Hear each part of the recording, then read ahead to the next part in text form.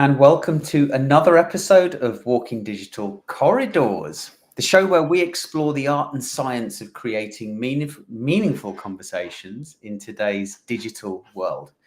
I'm your host, Alex Abbott, otherwise known as the Bearded Sales Guy, and I couldn't be more excited to have you with us today. If you've been wondering how to manage your time effectively on LinkedIn while driving real sales results, then this is the episode for you. But before we get into that, Jordan, do you want to introduce yourself? Yeah, sure thing. Hello, everyone. I am Jordan Abbott, also known as the sales poet or the weird Al Yankovic of sales, mainly because I like telling sales stories in outside of the box ways, one of which being via parody music videos. And a good couple of videos they have been in recent times. Indeed. And we'll get onto that with the topic that we're tackling today. So joining me today is someone who truly needs no introduction in the world of social selling and revenue growth, Alex Boyd. Alex is the founder of Aware, a cutting-edge platform revolutionizing how salespeople engage on LinkedIn. He's also the CEO of Revenue Zen, a top-ranked B2B growth agency specializing in strategies that deliver high ROI for SaaS and professional services companies. Alex has spent over a decade mastering sales and marketing tactics from demand generation to social selling, and his work has helped businesses unlock significant revenue growth. Today, he's here to share practical strategies for LinkedIn engagement, social selling, and using tools like his very own Aware to supercharge your sales process. So with that, let's welcome Mr. Alex Boyd. Great to have you. Thanks. Great intro. It's wonderful to be here.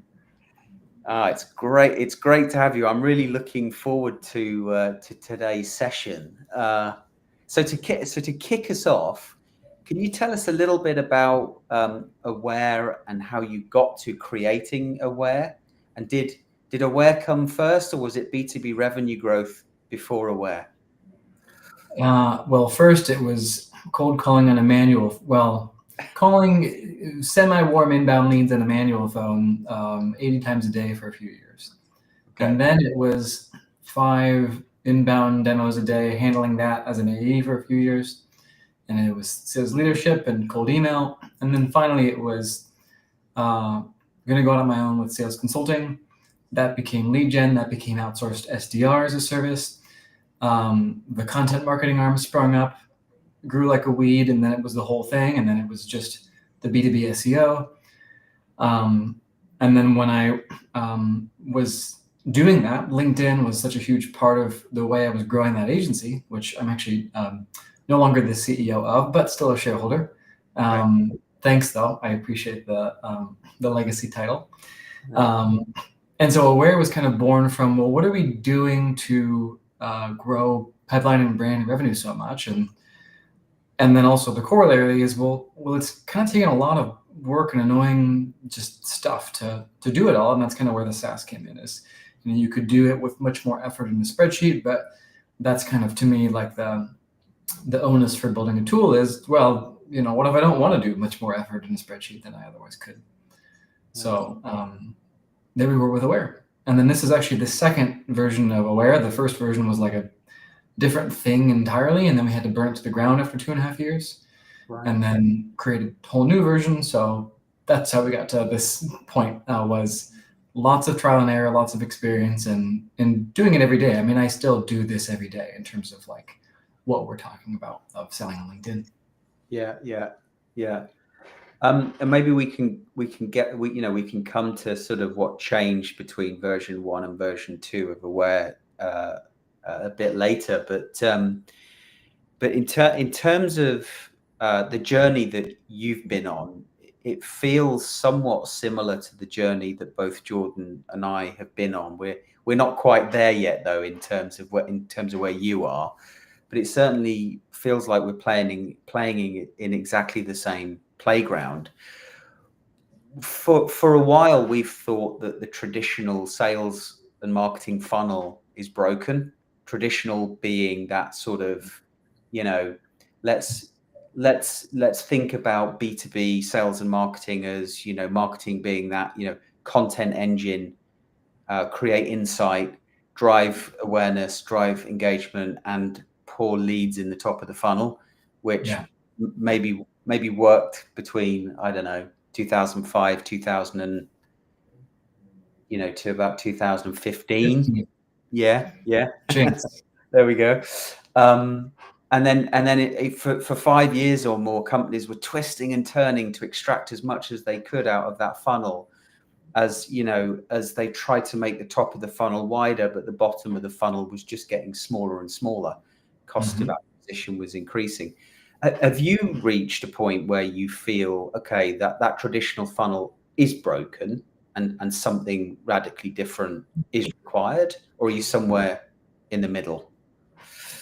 Yeah, I think, well, I was operating in the traditional funnel at the peak of it. I mean, when I was a head of sales at my last company, we were mostly inbound driven, and then we got an order to sort of scale rapidly. I mean, frankly, kind of what happened was the CEO requested I hire more salespeople than I thought the math justified.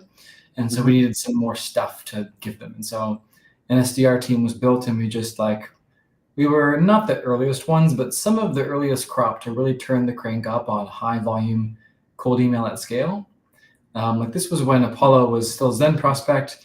This is when Data Nize was one of the big players in the game, and they couldn't even give you that like point click download thing. And we were like, no. We need to give our team tens of thousands of leads per week without selecting each one by hand. And they were like, and then Apollo, then Zen Prospect was like, no, we can do that. And it was this whole revolutionary thing, right? This was 2015, right? So about 10 years ago. So yeah, we were sending tens of thousands of emails a month, and then it was creating 200 appointments a month, and then started to, you know, it was still working, but by 2019 or so, when I was like in the part of the outsource SDR business, started to get just less good, started to work less well. Now I'm an investor in an outbound agency that uses Clay and does really cool like signal-based like small batch campaigns. We're really smart about it, and they're doing really good work for themselves and their clients. But before, pretty much any monkey with a typewriter and a Apollo account could generate a bunch of appointments. And now this segment of people who can do that is much smaller because it takes that much more skill, technical and strategic, to break into an inbox and then have your message even be read, let alone acted on. So yeah, I never thought it was good. It used to kind of work. I just never liked it. I knew it was spammy, but I was just like, this is what I'm being asked to do. So I'm gonna figure it out. We did. Yeah. It was never the right way to do it in the true sense of that word. Yeah. So for those salespeople listening today, who are perhaps, some of which are those that you describe as highly skilled and can generate meetings with their target audience, but for most, I think they're struggling to do that, and they're stuck in this world of, well, I want to automate because I don't have the time to prospect, but the automation isn't delivering the number of conversations, the level of engagement that I need with my target audience, and so I'm kind of stuck in the middle. As we start to look at what you think salespeople should be considering in order to create more conversations with their target audience, what are some of the things that you can share with them? Good question. And the phrasing of it is, I think, part of the issue, not from you, but with the way that people usually ask it. So maybe let's spend some time on, I don't have time to prospect. I love that. Yeah. There's two versions of answering this. On the one hand, bullshit, you don't.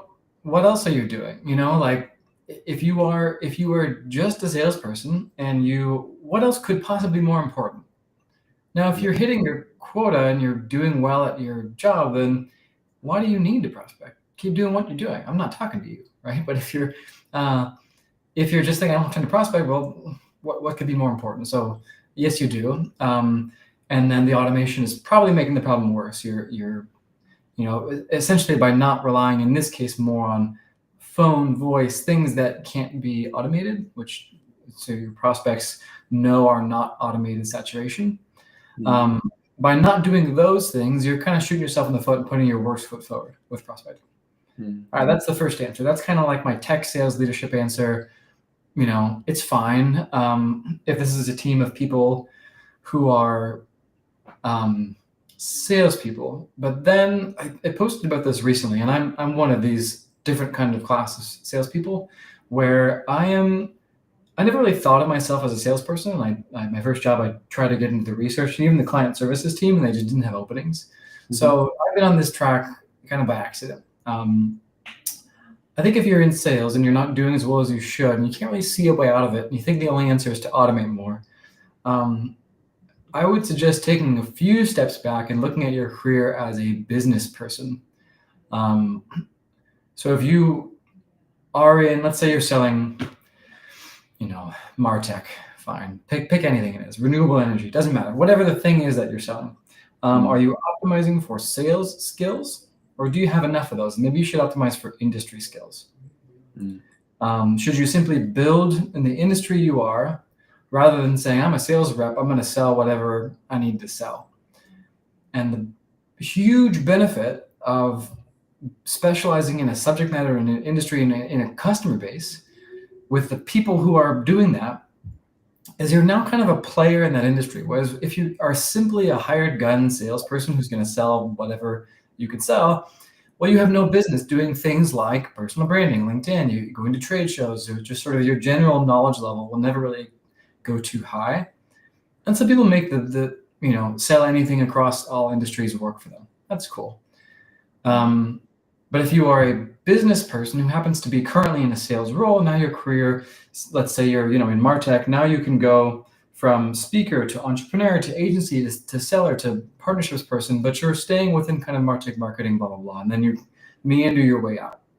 I started in brokerage, tweaked that into accounting services and tax, took my sales skills and put it into the same sort of industry, but then lead gen. And it's just, I've incrementally changed my career as I've learned new things. What that's allowed me to do, which I recommend to other salespeople, is to build a brand within an industry. And if you are only selling and just automating your prospecting, you have no business doing that. It's not going to work for you. So if you really don't have time to prospect because you're busy building a revenue generating valuable brand, the only way to do that and to justify that choice is to know what you're talking about in that industry. So are you a cybersecurity expert, or are you simply an AE at a company that happens to sell cybersecurity, and then you're sort of fly by night after that? And yes, if you have no industry expertise, maybe you're going to have to kind of figure it out and get clever with your automations and cross your fingers and hope for the best. But if you think that nobody else is going to do the work for you and you take matters into your own hands, then you need to stop being intellectually lazy. This is sounding harsh. Okay, just continuing with the harsh train of thought. Is if you're just not ready to do the mental work to learn what it is you're selling, just do it. Like, make the choice to commit to learning that, and then you can start feeling more authentic, doing things like building a LinkedIn presence, going on podcasts, so on and so forth.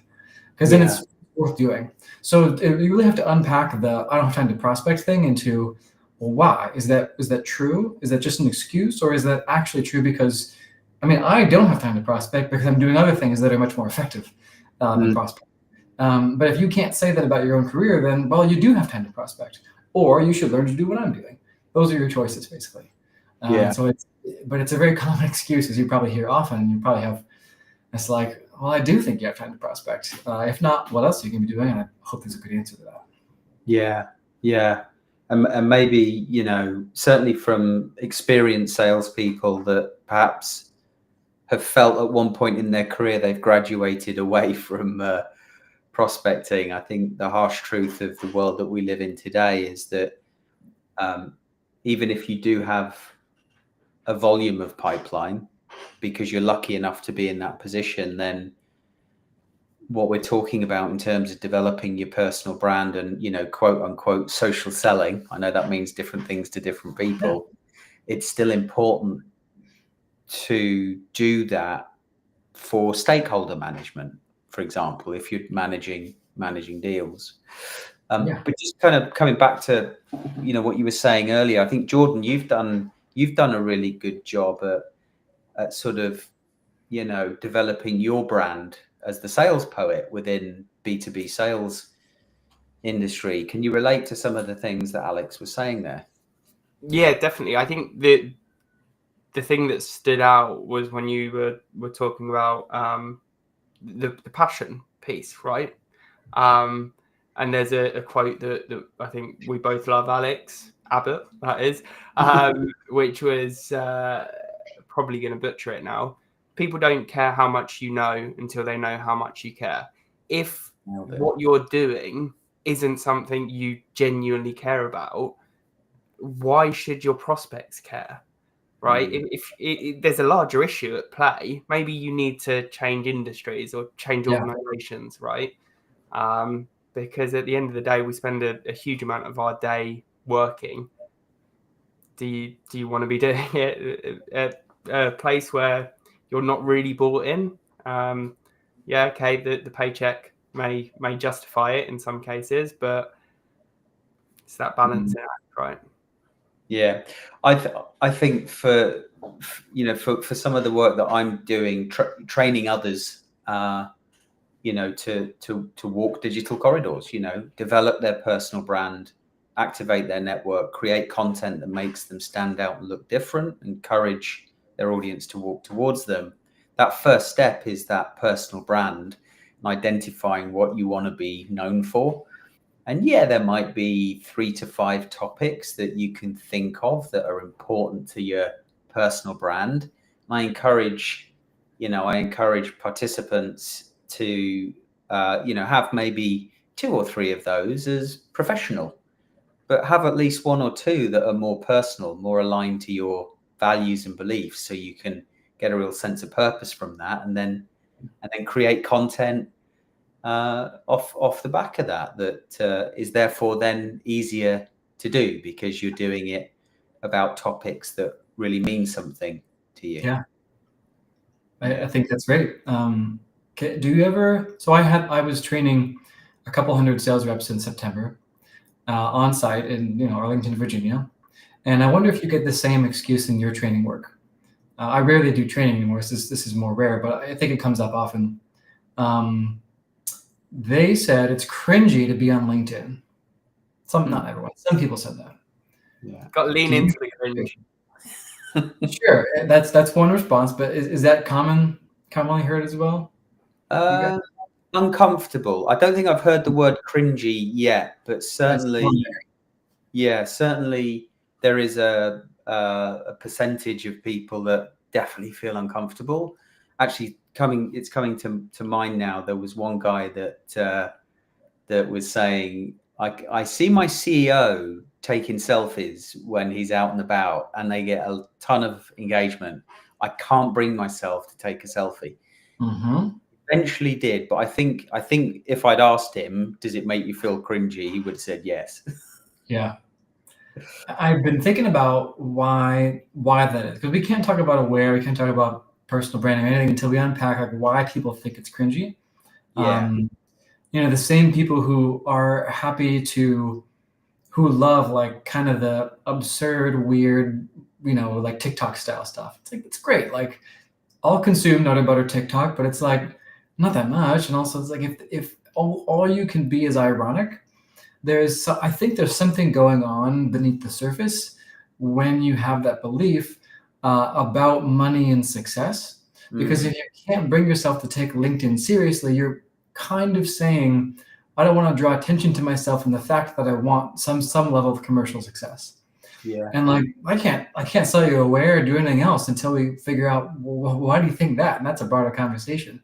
But once you just sort of like you said, lean into it, it's just if I'm going to lean into the cringe, it's it's the recognition that it's a game and that you've just decided to play it and you stop caring what people think. But when you're so wrapped up in caring what people think because you're worried they might think you are taking your career seriously, when you say it out loud, it sounds kind of silly, but that's that inner dialogue they're going through.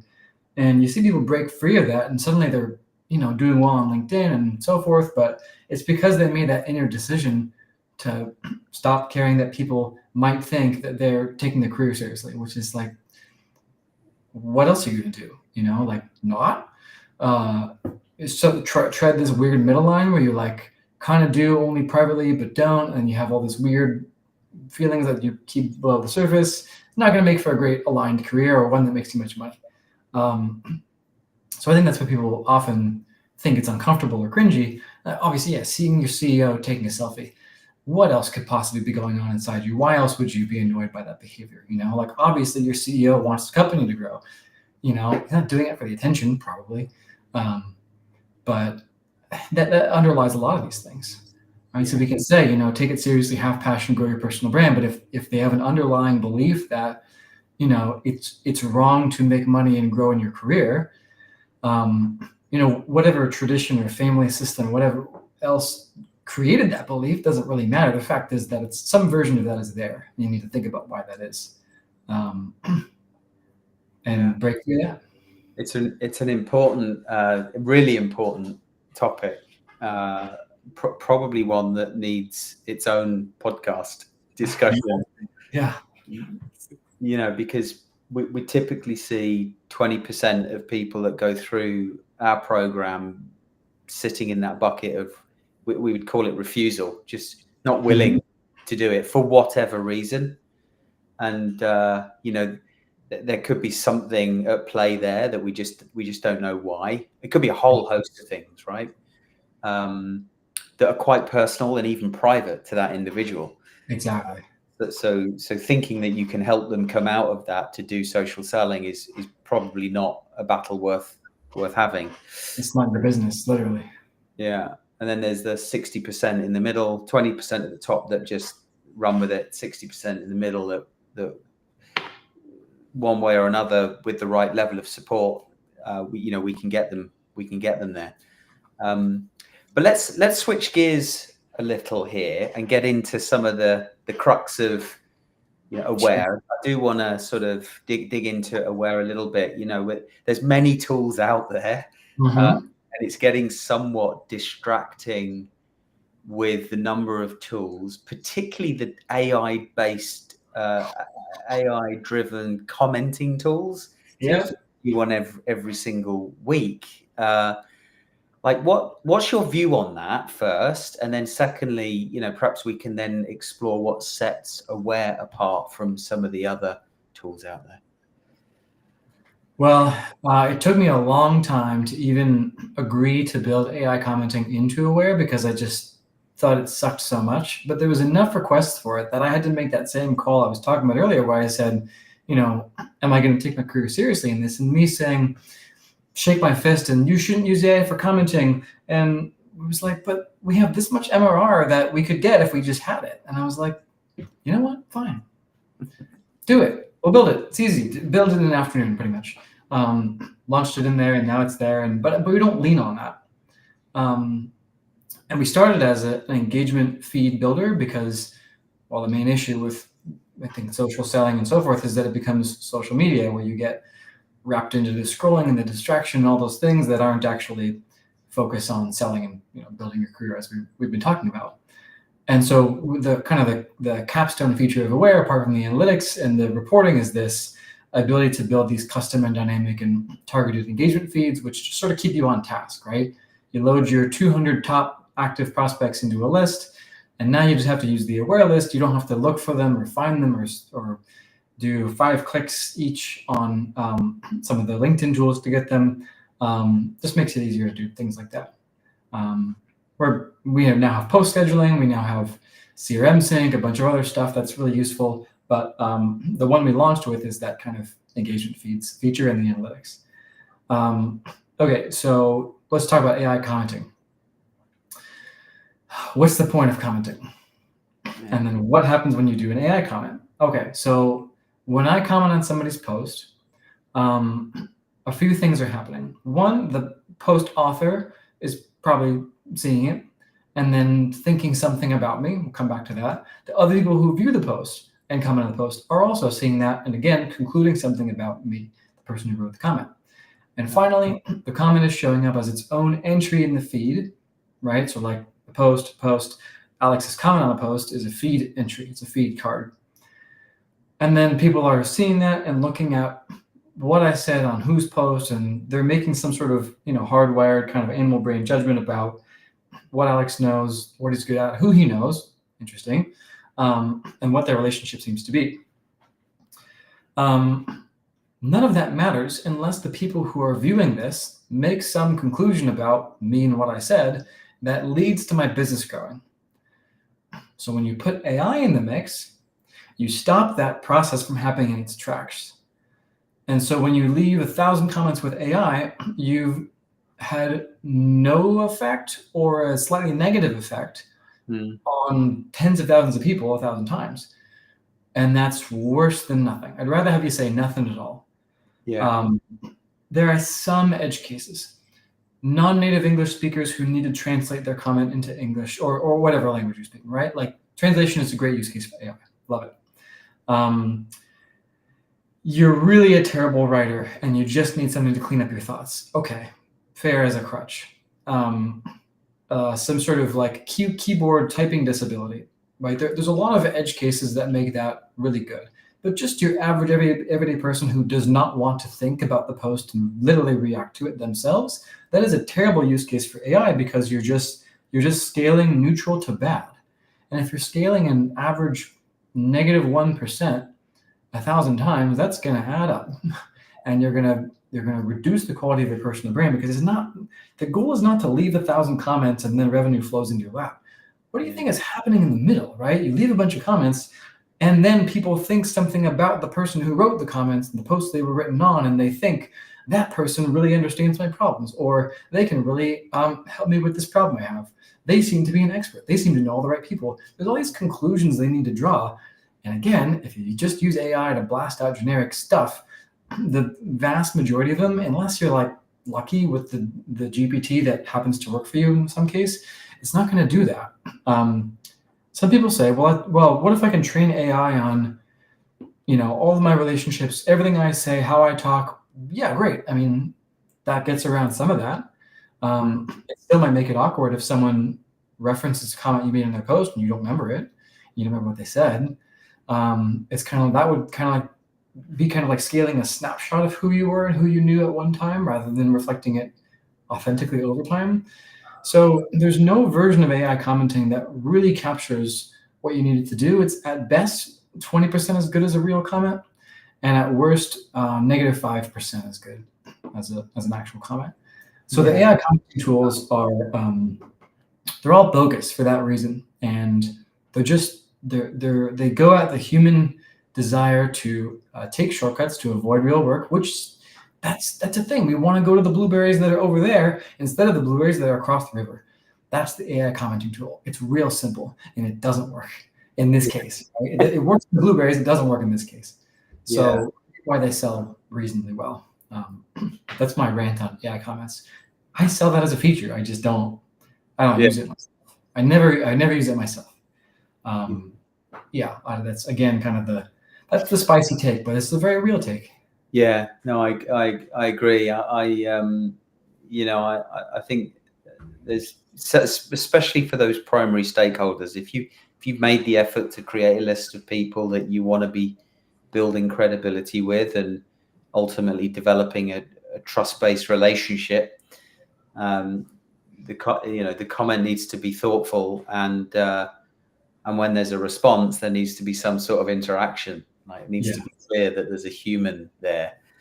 I've been on the end of those comments that, and I'm not naming any names, but there's one in particular that will comment regularly, and I'll engage in the conversation in the comments, because I feel like commenting it's social networking. It's a form of networking. But then nothing comes back, and it's like, okay, this has got to be AI commenting. Yeah, I mean, think of it as like a trade show. The AI comment is like walking up to somebody who just gave a speech and then saying something kind of generic, and they say, well, that's kind of weird, but I'll respond to it. They respond to it, and then you walk away. Yeah. It's like, that was weird, like that guy was weird. And also he walked away. Like what was the deal with that? I don't like that person. Never even give them my money. That creeps me out. That's kind of what you're doing when you leave an AI comment. Just think of it in trade show form. It becomes way clearer. Yeah. Although I have to admit, I do have used and do use AI if I'm struggling with something thoughtful to say based on perhaps a topic or a relatively long post, and I'll give ChatGPT the content and a quite a specific prompt as to what I'm looking for, and it will either come up with something great, which not the case most times, or at least give me something that will then get my own creative juices flowing. And that's fine. I tend to just skip those posts, but if you need to put in the effort to look for it, you've put in the effort. You understand what you're commenting. If the person responds, you're probably going to respond to them. Like all the things that make it. I don't care who generated the text. There are only 26 letters in the alphabet. It does not matter to me whether a human or an AI wrote those. What matters is all the things around it. Did you actually ingest what was being said? Do you know the person? And you don't have to know them, but are you going to respond when they respond? The typing of the text is not the important point. It's all the things around it with the relationships and the social part of it. I'm not an AI Luddite. I don't have anything against AI for that use case. What I have against is saying weird nonsense things that you never actually saw yourself on someone's post you don't know, and then not responding, and then thinking that's a good idea. Like that whole thing is just, it takes the shortcut out of it and turns it into like, going to pick the poison blueberries that are close by instead of the good ones that are twice as far. That's basically what is happening. And what you described is not that. It's just you're using it as a tool, which I think is great. I use ChatGPT every day. What is this vegetable I got in my farm CSA, and how do I cook it? Here's a picture. I need some code for this UI component. AI is great. But people miss the point where they just, press button, 1,000 comments go out, and they have no concept of what was done, what was said, to whom, and all that stuff. That's where it really breaks down. Sort of comes back to what we were talking about before in terms of that, personal brand and that mindset, the importance of changing your mindset and the objective of being on social, right? What are you there for? What are you looking to achieve? If it's to be present, be authentic, build genuine connections and relationships with people, then act as such, rather than just being present to hit a KPI. I've seen people in my network saying that you should make 40 comments a day, so I'm just going to do them. Checkbox. Yeah, absolutely. And moving away from, email and phone is about volume, activity and volume, whereas in-person networking is about preparing and that quality of conversation, which LinkedIn is more like that, right? How you behave on LinkedIn. In the middle, closer to that. Yeah. Cool. So how do you recommend sales professionals prioritize engagement to make the most out of their limited time on LinkedIn, right? Because for many, they don't have the time. They're still trying to come to terms with having to spend more time on LinkedIn. But you often talk about, salespeople doing all they need to do with just 15 minutes a day. Some of the easy ideas that come to mind. If you have take your target account list, your target contact list, filter by the ones that are active on LinkedIn. Maybe you have Sales Navigator. Maybe you just toss them all into Aware, and we then show you which ones are active on LinkedIn. And then you have a list of the people who post at least once a month, if not once a week, on LinkedIn in your market. And you just kind of rapid fire comment on their posts. I don't mean automatically. I mean, like, we make it easy for you to kind of see, digest, and respond quickly. And then sync all of your comments to your CRM, Salesforce or HubSpot. And then so now you have both the quick version of the activity. So you kind of rip through all the posts that you're seeing much faster than you could do on LinkedIn. You practice engaging thoughtfully but quickly.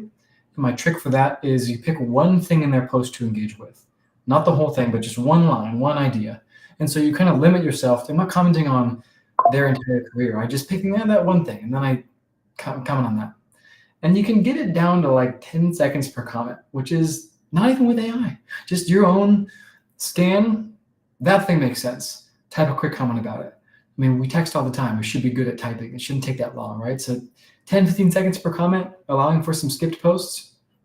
And it really does not take more than 10 minutes a day to do all the commenting you need to do to really engage with your target market, especially if that's all pushed to HubSpot or Salesforce. So now you have a record of what you're doing, and you can say that 10 minutes that I didn't make those 5 cold calls was spent engaging on my target market's posts or with influencers whom my target market and contacts look at.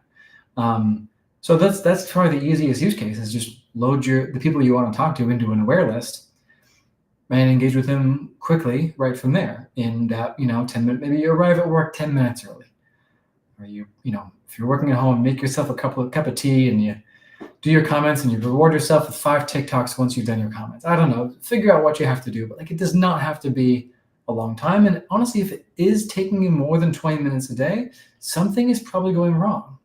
Maybe you're obsessing about what to write in your comments, in which case dial it back, stop overthinking it. Maybe you don't know who's supposed to comment on, but where can help you with that. Cleaning up your lists.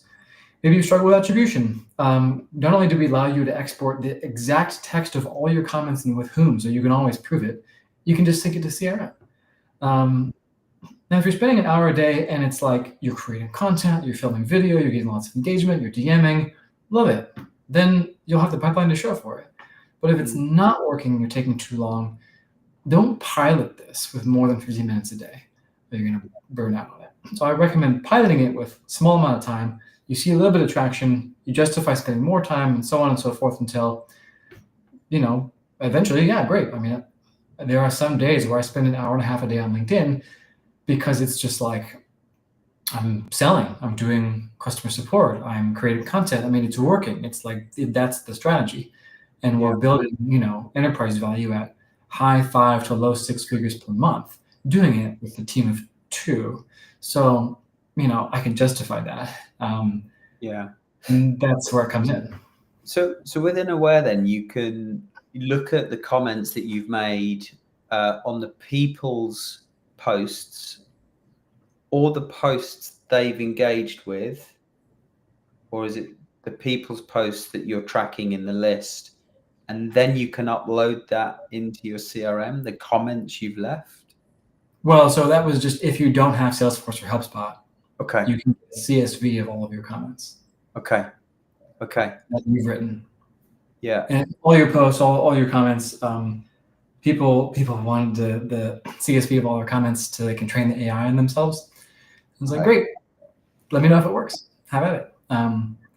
But yes, it's not. So actually, V1 of Aware, it was a very different product, but all it did was show you when your ICPs commented on certain people's posts that you specified. So you were specifying the influencers, the customers, the competitors. We had this dashboard where we showed you, hey, these 5 ICPs of yours commented or liked these posts. Don't need to get into why it burned out, but we built that too. It just people didn't take enough action on it, which is partly all our fault, partly just how the sales behavior works. But yeah, what we do now is it's an engagement tool, and then you can export or sync everything that you did or that people did to your profile. Yeah.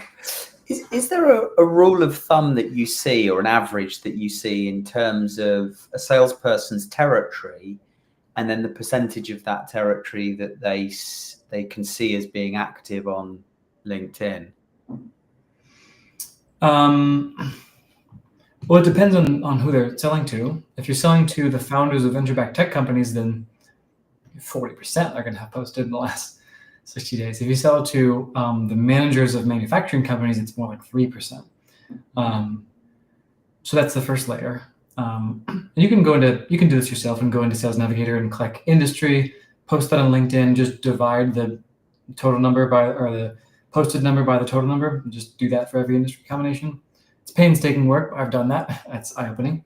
But then, there's enterprise versus SMB. So if you have 5,000 people in your market that you want to sell a $400 a month thing to, you're going to have to pick the influencers more than the prospects, or maybe the top, potential prospects. If you have 200 people you could possibly sell to, well, it's much easier. You put all 200 of them in there and you call it a day. I have spent most of my time as a salesperson in anything from SMB to mid-market. I have spent very little time selling 6 and 7 figure things to enterprises. But I've noticed that those people have an easier time with their target account list build because they have it. It's very defined versus, any franchisor in the US, there's just too many, right? So building your list is trickier. Yeah. And then, and I'm conscious of time, Jordan, if you've got anything, please jump in. But one more question before you do and before we wrap up. But, so we've defined who's active. Let's say it's 40% of the territory. Therefore, there's 60% of the territory that we know isn't active on LinkedIn. So they're not going to consume this social networking or be part of this social networking experience. But you could still DM them, right, if you wanted to. But we know, that's not super effective. But then you've got other initiatives. Perhaps there's a cold calling initiative. There are campaigns that include email. There are events that are trying to, invite, you're inviting people from that 60%.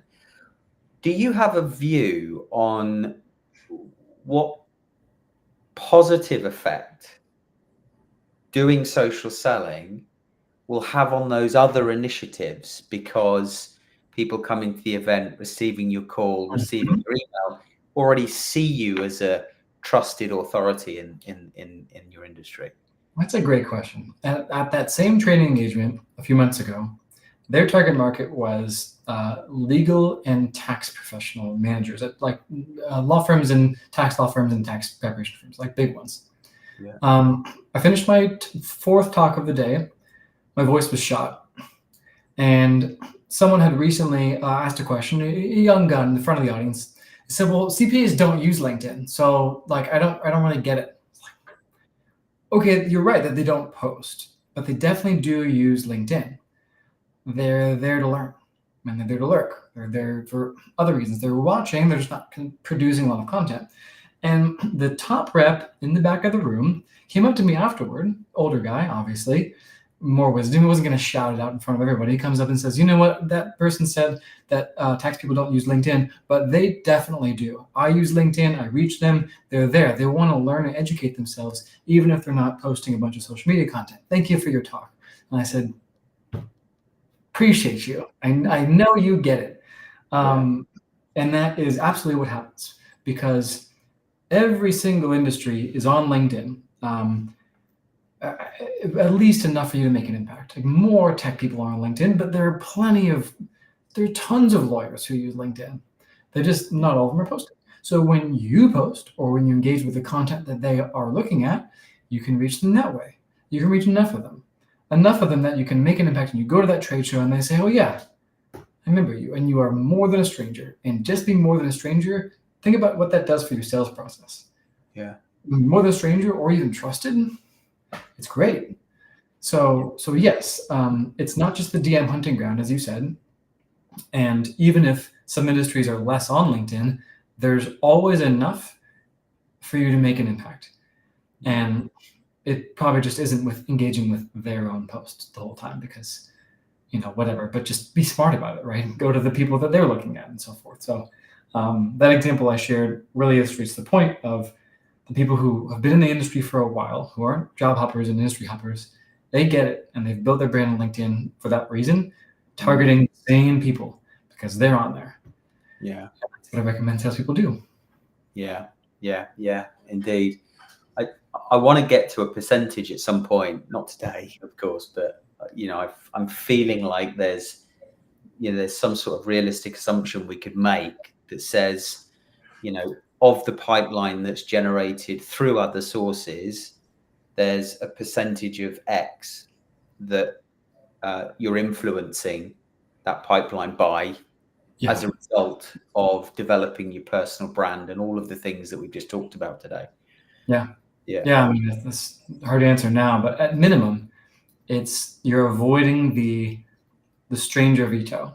Like at minimum, you're validating that they should continue the conversation with you instead of saying, this person has nothing on LinkedIn, or the LinkedIn is weird, no, right? So you're at least getting past the potential no, if not positively influencing. And I mean, the vast majority of people are at least look at your LinkedIn to make sure you're not a crazy person.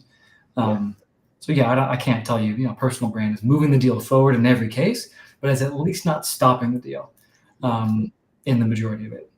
Yeah, and that in itself is enough. Yeah, plenty. I mean, $100,000 deal that decides, okay, we'll take that meeting because you don't seem crazy.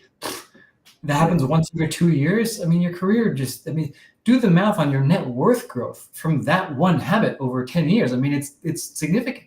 Yeah. Anyway, just on that point, again, conscious of time, does Aware sync profile visitors into the CRM? Profile viewers? Yeah. Not yet. Big feature. Yeah. Okay. That would be a way to start that calculation, right? I know. Well, I made this call on this day, and I saw that they visited my profile, or I sent this email. They also visited my profile within this time span. I agree. I have to track that anecdotally, but I think you're right. Like, to do it at scale, if for people who don't believe it yet, it'd be helpful to have that pushed into there. But I've had that requested a number of times. It's just, we're building fast, and that's on the list. Yeah. Nice. Yeah. Brilliant. Jordan, thank you. Alex, thank you so much. It's been an excellent session. Not long enough. No. We'll have to have you back in the new year, I think, if you're up for it. It'll be fun. Yeah. We didn't get into the differences between version 1 and version 2, and there's so much more to talk about. But let's save that. That is 3.0. That's the After Dark one. Yeah, indeed. Now, where can people find you if they want to learn more about you, learn more about Aware? LinkedIn is the best place, always is, to direct traffic, ask questions, and figure out what I'm working on. I kind of centralize everything there. So linkedin.com/in/Alex C. Boyd. Brilliant. Well, thank you again. Thank you, everyone, for joining, whoever's listening. Have a wonderful rest of week and Christmas ahead. See you next time. Take care.